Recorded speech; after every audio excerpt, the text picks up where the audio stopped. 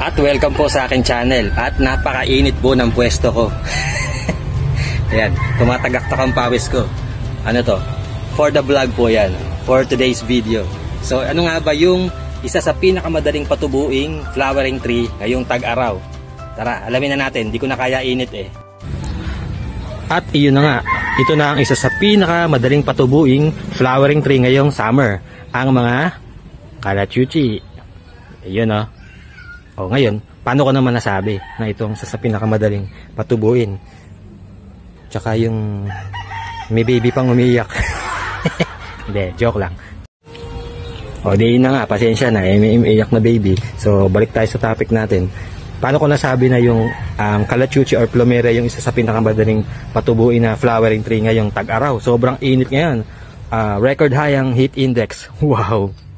Kasi based on experience, yung mga calachuchi kasi mas gumaganda sila kapag tag-araw or umiinit yung panahon. Nagsisimula yan kapag halimbawa mga bare months na, yung nagiging medyo dry na yung months hanggang sa mag-summer, doon sila gumaganda. Lalong lumilitaw yung ganda nila. O di ba? So ibig sabihin, low maintenance sila. Kasi yung mga calachuchi, hindi yan nangangailangan ng sobrang daming tubig. Kasi pag minsan, kapag nasobra mo sa dilig yan, lalo kapag tag-araw, may tendency silang mabulok. Ayun, so ano yan, magandang halaman yan sa mga medyo hindi masipag magdilig ng halaman o mag-alaga ng halaman kasi kumbaga effortless sila. Gaganda yan kahit di mo masyadong inaalagaan. Kumbaga yan yung isa sa mga halaman na hindi masyadong kailangan alagaan or low maintenance. Yun. O, lapitan naman natin sila, papakilala ko sila sa inyo. May ibang kulay ito eh. Ito kulay yellow to, yellow. Tapos ito yellow din siya. Bali, dalawang paso na yellow. Tapos ito, parang mamula-mula kulay nito eh. Yan. Red dyan, tsaka ito. Red din to. So, bibigyan ko kayo ng clue. Yung calachuchi, kadalasan, kapag yung kulay niya is parang dark or ba, mga red or pink, yung mga dahon nun, tulis yung mga dulo. Kamukha nito. Ito parang medyo red yung flower niyan eh. Yung mga dulo ng dahon nila, tulis. Tapos, ang napansin ko, pag mga yellow yung flower, kagaya nito, yellow, medyo pabilog yung dulo ng dahon. Ayan, parang mga ponggok yung dahon. Aray ko. Ayan, medyo bilugan yung dulo. Tapos, konti lang yung tulis sa dulo. Tapos, yung white na calachuchi, parang ganito rin. Bilog din yung dahon niya. Hindi ko alam kung may picture ako ng white eh. Dati meron kasi akong white na calachuchi.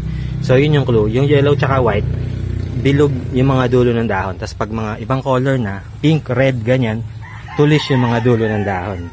Okay? O ngayon naman, paano ko naman nasabi na madali silang patubuin or i-propagate?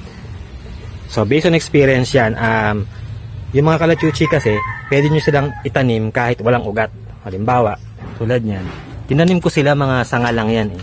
Yan, lahat na yan, sanga lang yan, walang ugat yan. So pumuto lang ako ng sanga, tapos pinagtatanggal ko yung mga dahon nila kasi parang mas maganda yung kapag magtatanim tayo ng calachuchi, kahit tanggalin na natin yung mga dahong extra dahon kasi nakakaagaw pa ng lakasyon or energy nila para tumubo. So halimbawa natanggal natin mga dahon, pag naputol siya, pwede natin siya, wag muna siya itatanim, patutuyuin muna natin yung pinagputulan ng mga ilang araw or mga linggo ganyan. Tapos tsaka itanim natin sila sa paso, sa medyo malaking paso, or mas maganda sa lupa. Kung hindi binabaha yung lugar nyo, kami kasi binabaha, kaya sa paso ko sila tinatanim.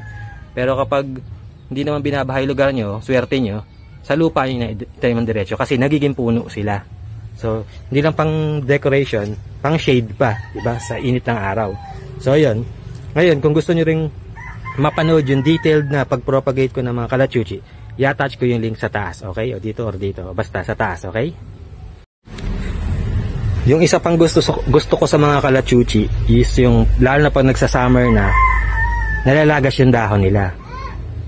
Yung akala nyo baka mamaya namamatay yung calachuchi, hindi yun namamatay. Most of the time, hindi sila namamatay. Basta established sila, stable na buhay na sila. Pag naglagas yung dahon, normal yun. Lalo na pag magtatag-araw na. Tapos kung halimbawa masanga sila, yung maraming sanga, maganda silang tingnan pag wala ng sanga. Kasi para silang mukhang sculpture ganun, or mukhang sungay ng usa. Yung parang ganun, intricate yung mga sanga nila na walang dahon. Kumbaga, bonus pa yun, magandang tingnan. Tapos, magpa-flower pa sila. So may time na yung mga calachuchi, pag nag-flower yan, tas walang dahon, mas magandang tingnan kasi ang makikita mo lang, puro flower lang, walang masyadong dahon. Ayun. O ngayon naman, paano ba ang pag-aalaga sa mga kalachuchi? Ako, sa experience ko, hindi ko sila masyadong dinidiligan. Lalo, o kahit na tag-araw or mainit yung panahon, basta once lang na makita mo na para medyo tuyo na yung lupa, tulad yan, tuyo na, yan.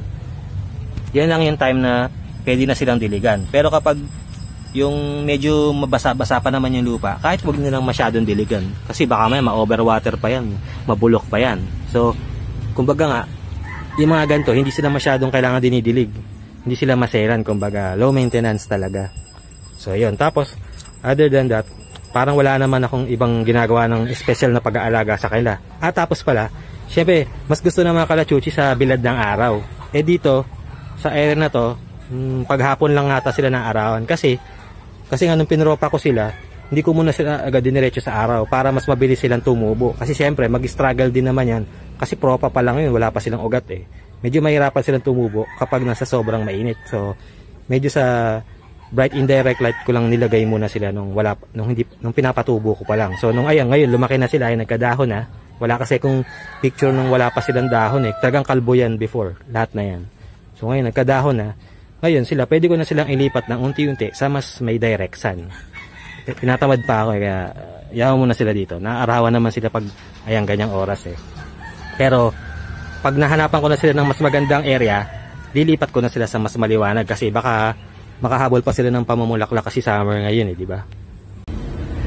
So I think yan na lahat yung masasabi ko sa isa sa pinakamadaling patubuing flowering tree ngayong tag-araw, ang mga kalachuchi or plumeria. Subukan nyo na rin kung may makita kayo, magpatubo kayo agad kasi napakadaling alagaan at patubuin ng mga kalachuchi.